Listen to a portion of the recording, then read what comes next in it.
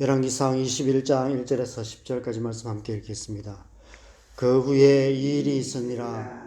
이스라엘 사람 나봇에게 이스라엘의 포도원이 있어 사마리아의 왕 아합 왕궁에 가깝더니 아합이 나봇에게 말하여 이르되 내 포도원이 내 왕궁 곁에 가까이 있으니 내게 주어 채소밭을 삼게 하라. 내가 그 대신에 그보다 더 아름다운 포도원을 내게 줄 것이요 만일 내가 좋게 여기면 그 값을 돈으로 내게 주리라.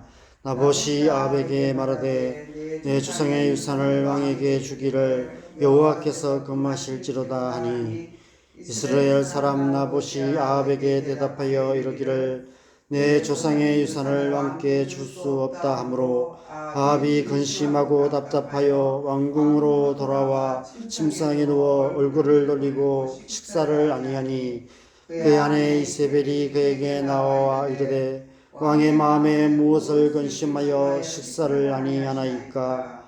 왕이 그에게 이르되 내가 이스라엘 사람 나봇에게 말하여 이르기를 내 포도원을 내게 주되 돈으로 바꾸거나 만일 내가 좋아하면 내가 그 대신에 포도원을 내게 주리라 한즉 그가 대답하기를 내가 내 포도원을 내게 주지 아니하겠노라 하기 때문이로다. 그의 아내 이세벨이 그에게 이르되 왕이 지금 이스라엘 나라를 다스리시나이까. 일어나 식사를 하시고 마음을 즐겁게 하소서. 내가 이스라엘 사람 나봇의 포도원을 왕께 드리리다 하고 아합의 이름으로 편지들을 쓰고 그 인을 치고 봉하여 그의 성읍에서 나봇과 함께 사는 장로와 귀족들에게 보내니 그 편지 사연에 이르기를 금식을 선포하고 나봇을 백성 가운데에 높이 앉힌 후에 불량자 두 사람을 그의 앞에 마주 앉히고 그에게 대하여 전가하기를 내가 하나님과 왕을 저주하였다 하게 하고 곧 그를 끌고 나가서 돌로 쳐 죽이라 하였더라.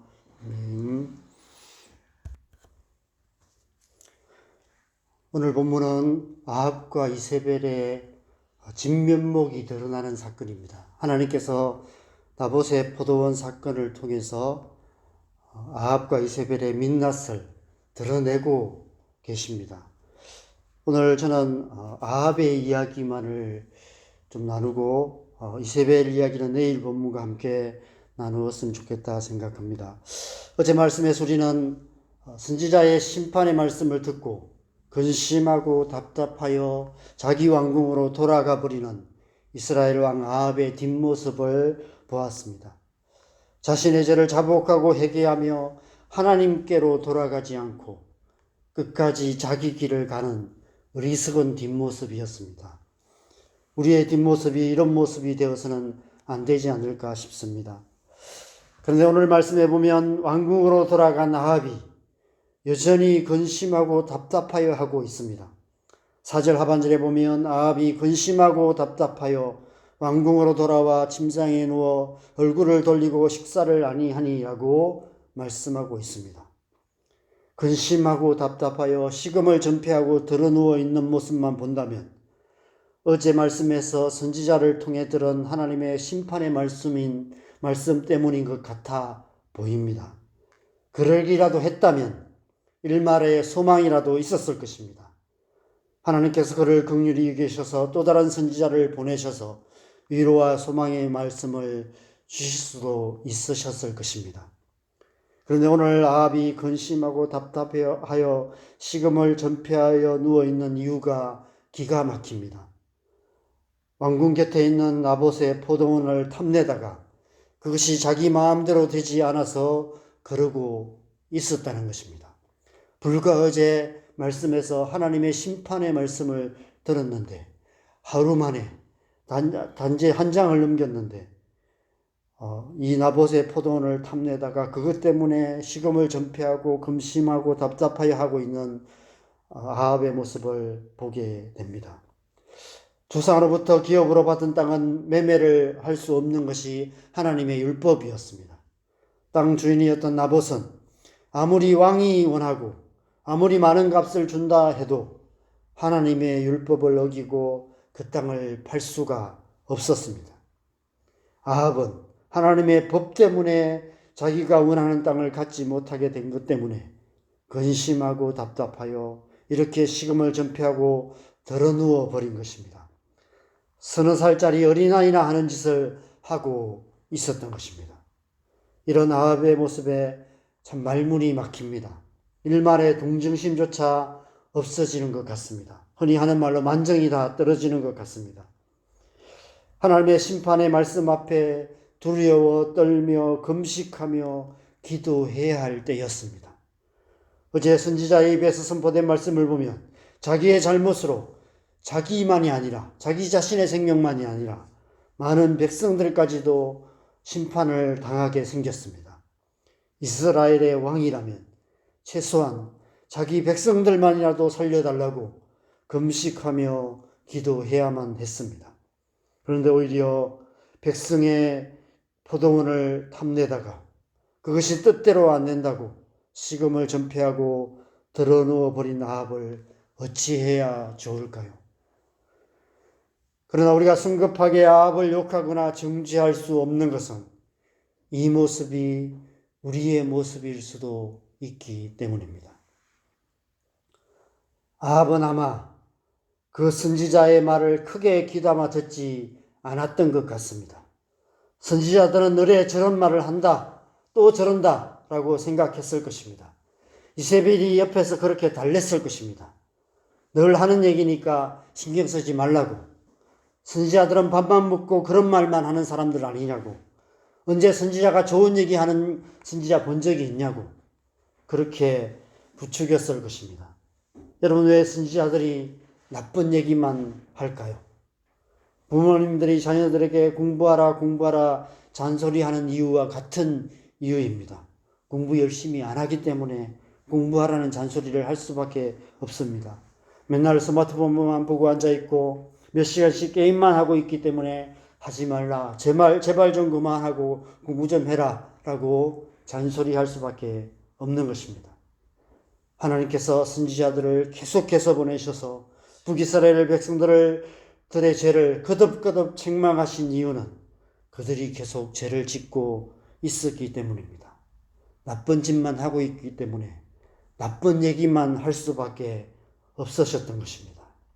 그대로 뒀다가는 멸망할 것이 뻔하기 때문에 가만두고 보실 수 없으셨던 것입니다. 그런데 여러분, 공부하라 잔소리한다고 아이들이 공부 열심히 하는 거 보셨습니까? 그만해라 잔소리한다고 아이들이 게임 그만하는 거 보셨습니까? 그래서 오늘 이 아합의 모습은 저와 여러분의 모습일 수 있습니다. 우리가 매주 교회에서 듣는 설교의 결론은 늘 똑같은 말씀입니다. 오직 하나님만 믿고 하나님만 의지하며 하나님 말씀대로 살아야 한다는 것입니다. 말씀 묵상 열심히 하고 기도 생활 잘하고 예배 생활 잘해야 한다는 것입니다. 하나님의 백성으로 하나님의 백성답게 살라는 것입니다. 늘 성령 충만해야 한다는 것입니다. 어떤 성경 본문이든 결론은 언제나 똑같은 말씀이 됩니다. 왜 똑같은 결론의 말씀을 거듭거듭 전할 수밖에 없습니까? 그렇게 안 살기 때문에 그렇죠. 길이 그 길밖에 없는데 자꾸 그 길이 아니라 딴 길에서 헤매고 있기 때문에 계속해서 그 말씀을 전할 수밖에 없습니다. 그럼에도 불구하고 우리는 하나님의 말씀을 귀담아 듣지 않습니다. 한 귀로 듣고 한 귀로 흘립니다. 목사님 또 저 얘기 하시네. 우리 목사님 설교는 늘 똑같아 라고 생각합니다. 어제 말씀에서 아합은 하나님의 말씀을 듣고 근심하며 답답하여 자기 왕궁으로 돌아갔습니다. 그런데 하루도 지나지 않아서 오늘 말씀에서 나봇의 포도원에 대한 탐욕에 사로잡혀 근심하며 답답하여 식음을 전폐하고 덜어누워 있습니다. 이 모습이 딱 우리의 모습인 것 같습니다.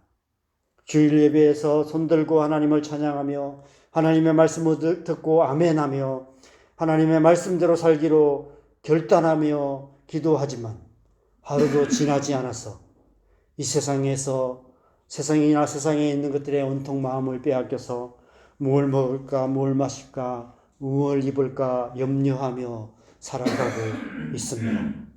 미래에 대한 막연한 두려움, 염려로 근심하며 답답하여 땅이 끄지도록 한숨 쉬며 그렇게 살아갑니다. 그래서 주일 설교 제목조차 기억하지 못한 채 넋놓고 살아가는 것이 저의 모습이고 우리의 모습 아니겠습니까? 매일 주일마다 강단에서 선포되는 하나님의 말씀을 공부해라, 게임 그만해라 라는 부모님의 잔소리처럼 흘려 듣고는 삶의 현실 속에서는 나봇의 포도원을 탐내면서 살아가고 있습니다. 이 세상이나 세상에 있는 것에 마음 뺏겨서 탐욕에 사로잡혀 살아가고 있습니다. 그러면서 내 인생이 내가 원하는 대로 되지 않는다고 근심하며 답답해하며 불평하며 하나님을 원망하기도 합니다. 이런 우리의 모습을 보시는 하나님의 마음은 어떤 마음이실까요? 오늘 근심하고 답답하여 식음을 전폐하고 드러누워 있는 아합보다도 더 근심하시고 더 답답하여 하시지 않으실까 이런 생각이 듭니다. 여러분, 하나님의 말씀을 귀담아 들으시기를 바랍니다. 중심으로 하나님의 말씀을 듣고 하나님의 말씀에 순종하는 삶을 살아야 할 때입니다. 우리를 영생의 길로 인도하시는 하나님의 말씀을 한 귀로 듣고 한 귀로 흘려버리는 아합처럼 이 세상이나 세상에 있는 것에 연연하여 살아가는 어리석은 아합처럼 우리의 인생을 그렇게 헛되게 흘러보내는 그런 어리석은 인생이 되어서는 안 되지 않겠습니까? 여러분, 우리 인생은 잠깐 있다가 없어지는 안개 같은 인생입니다. 저도 지금 제 나이를 생각해 보면 언제 이렇게 시간이 되었을까? 언제 이 나이가 되었을까? 이런 생각이 듭니다. 제 남은 인생이 얼마 되지 않겠다 이런 생각이 들 때도 많이 있습니다. 우리의 안개 같은 인생, 이 세상이나 세상에 있는 것들에 사로잡혀서 살아간다면 우리의 인생은 헛된 인생이 될 수밖에 없지 않을까 이런 생각이 듭니다. 이 세상이나 세상에 있는 것들이 아무리 좋아 보여도 우리의 육신의 생명이 다하는 그날에는 아무 의미 없는 것이 되고 맙니다. 세상 헛된 것에 마음 빼앗겨 우리의 영혼이 근심하고 답답하여 식음을 전폐하여 드러누워 있는 아합 같은 영혼이 되지 않도록 요한일서 2장 15절 17절 말씀을 마음에 새기시기 바랍니다. 이 세상이나 세상에 있는 것들을 사랑하지 말라. 누구든지 세상을 사랑하면 하나님의 사랑이 그 안에 있지 아니하니 이는 세상에 있는 모든 것이 육신의 정욕과 안목의 정욕과 이생의 자랑이니 다 아버지께로부터 온 것이 아니요 세상으로부터 온 것이라. 이 세상도 그 정욕도 지나가되 오직 하나님의 뜻을 행하는 자는 영원히 거하느니라. 이 하나님의 말씀을 마음에 새기시고 오직 하나님의 뜻을 행하는 자로 살아가시는 저와 여러분 되시기를 주님의 이름으로 간절히 축원합니다. 우리 함께 기도하겠습니다. 여러분, 우리는 우리의 많은 삶의 시간들을 아합 같은 어리석은 시간들로 보내고 있지 않을까 이런 생각이 듭니다.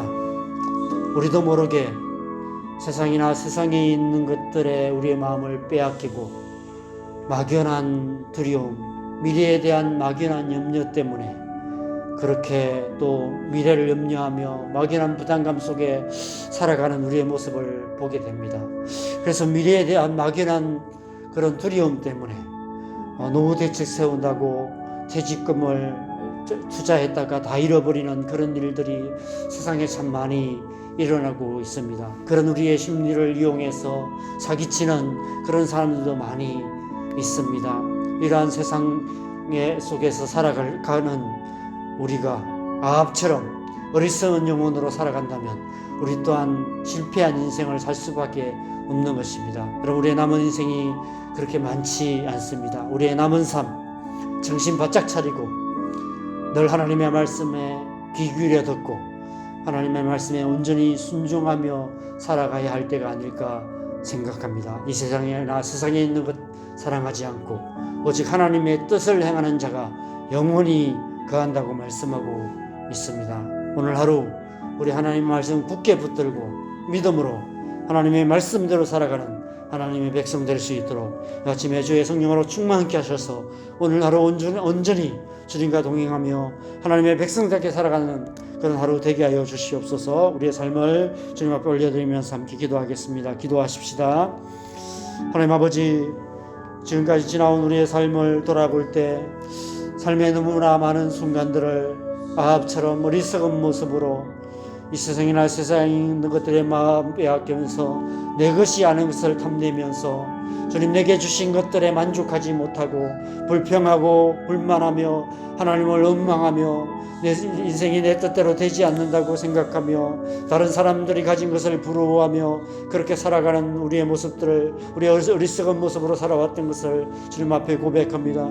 우리의 영혼이 이 아합처럼 어리석은 것에 사로잡혀서 주님 근심하며 걱정하며 그렇게 살아가는 헛된 인생 되지 않도록 다시 한번 우리 영혼을 깨워주시고 우리가 하나님의 말씀을 귀담아 듣고 하나님의 말씀에 앞에 더 깊이 나아가며 하나님의 말씀 때문에 근심하고 염려하며 하나님 앞에 회개하며 하나님의 말씀 붙들고 살아가는 하나님의 백성다운 삶을 살아가는 하나님의 백성 될 수 있도록 은혜 베푸시고 함께하여 주시옵소서.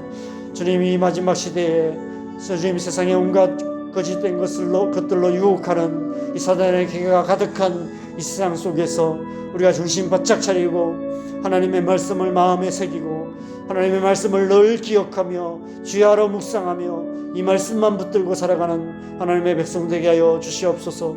오늘 하루 우리가 온전히 하나님의 백성답게 살아갈 수 있도록 주의 성령으로 충만하게 하시고 순간순간마다 우리에게 찾아오셔서 말씀하시고 우리의 마음을 굳게 붙들어 주셔서 주님 자라나 우러나 치우치지 아니하고 오직 하나님의 말씀을 향해서 달려가는 그런 삶 될 수 있도록 주님 축복하시고 함께하여 주시옵소서. 은혜 베풀어 주시옵소서.